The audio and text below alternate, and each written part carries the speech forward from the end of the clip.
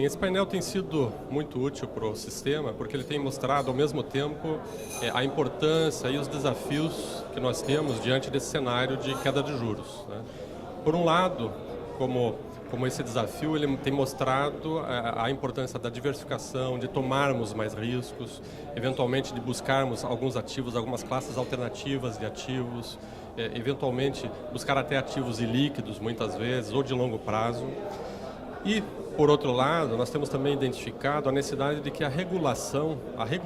do sistema comporte essa maior diversificação e esse maior risco, né? O que nós temos identificado é que muitas vezes o modelo regulatório atual ele gera um desincentivo para a alocação de longo prazo, né? Atualmente nós temos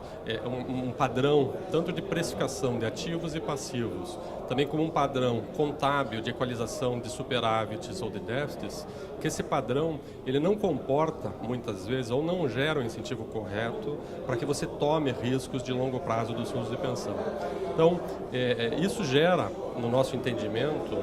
uma dissociação entre o que o gestor precisa fazer, que seria buscar tomar mais risco e investir no longo prazo, é isso que ele precisa fazer, com o que a regulação muitas vezes incentiva a fazer. Porque do modelo, na forma como a regulação está funcionando, atualmente você é incentivado a alocar muito mais no curto prazo do que no longo prazo, né? Então, o nosso debate aqui, acho que tem sido muito rico essa conversa, não só nos próprios painéis, mas as conversas entre os painéis que têm ocorrido, no sentido de criar essa consciência, né? Nós temos aí grandes parceiros na SPPC, também na Previc, dentro da Abrap, no sistema, nos consultores. Então, a nossa ideia como Abrap é estar justamente reunindo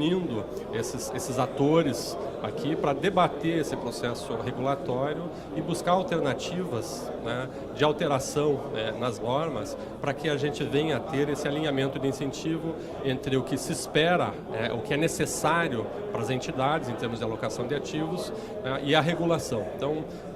nossa intenção aqui é aproveitar esse debate, esse momento, para buscarmos não só debater as alternativas, mas efetivamente encontrarmos soluções e propor soluções aí de longo prazo para o nosso sistema.